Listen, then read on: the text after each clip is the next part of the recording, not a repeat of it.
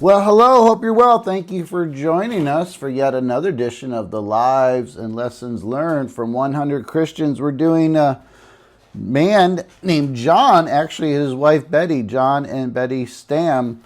John was an American missionary whose short life and sudden martyrdom in China embodied a call for the global church. Alongside his wife Betty, John's ultimate sacrifice inspired waves of missionary recruits and remains a cornerstone of 20th century mission history. Let's see, he was born January 18th, 1907 in Paterson, New Jersey. He grew up in a devout Presbyterian home where scripture saturated daily life. His father was a lace factory worker and his mother led family Bible studies, instilling in their 8 children a passion for evangelism. Even from childhood, he felt a call or a burden, I should say, for China. At age 12, he surrendered his life to Christ during a revival meeting. By his teens, he was leading youth groups and preaching locally. He attended Rutgers University, studied Greek, and actually played football there, but his heart was always pulled towards missions. He said something like, "I want something really worthwhile to live for." In 1927, he transferred to the Moody Bible Institute in Chicago, which is like a big mission and missionary school, where he honed his gifts in preaching and Bible teaching there. In the fall of 1929, he met Betty, a fellow student who was actually raised in China as a missionary. Betty had returned to the U.S. for college, but yearned to return to China. Their courtship blossomed through shared prayer meetings and mission conferences. John proposed in 1931 with a wedding ring that was actually inscribed from Philippians 1:21. For to me to live is Christ and to die is gain. So their missionary service. Betty left for China in September of 1931, teaching at a girls' school. John followed the next year, fresh from Moody, and was posted in a place in China for language study. They married on October 25th, 1933. He wrote, "God has given me a wonderful wife, one who loves him, God, more than she loves me." The couple settled in a remote, impoverished outpost amid the escalating civil war between the nationalists and the communists.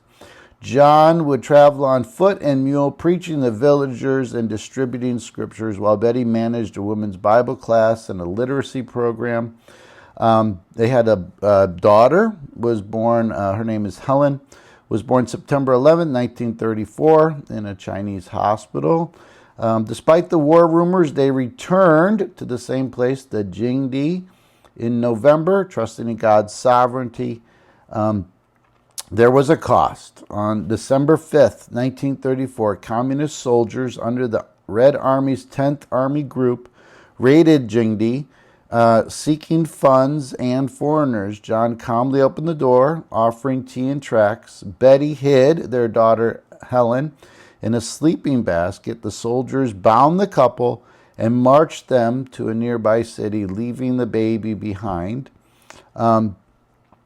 En route, John penned a final note for their daughter Helen, enclosed, "Goodbye for the present. We were carried off by the communists." Just kind of a goodbye note to his daughter, which is insanely sad. The next day, they were imprisoned where a Chinese Christian named Zhang Shusheng pleaded for their release, and he was executed.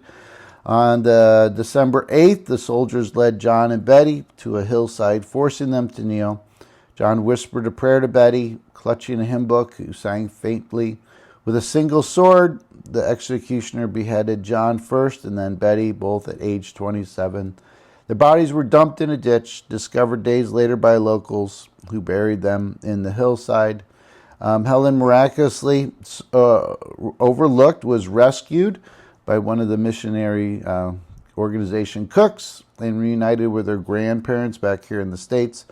The news rocketed worldwide via a Time magazine article, sparking outrage, conversions, and over $130,000 in donations to their missionary fund, enough to fund 40 missionaries. Betty's parents received Helen in the U.S., where she was raised by relatives and later became a missionary herself.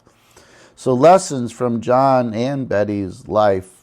Again, his motto, that Christ may be glorified whether by life or by death. This is Philippians 1:20. Distilled a theology of total surrender. His journals reveal a man who viewed trials as platforms for praise. I like that. Though his active ministry spanned just mere months, his death amplified his witness, recruiting hundreds to the field. Here are some other lessons woven from his writings and his life legacy. First one is surrender to God's call without reservation, which means we need to yield to divine leading, counting family and future as secondary to kingdom work. Prioritize Christ's glory over personal survival. Live and die so Jesus shines brightest, viewing death as promotion, not defeat. Those are big ones.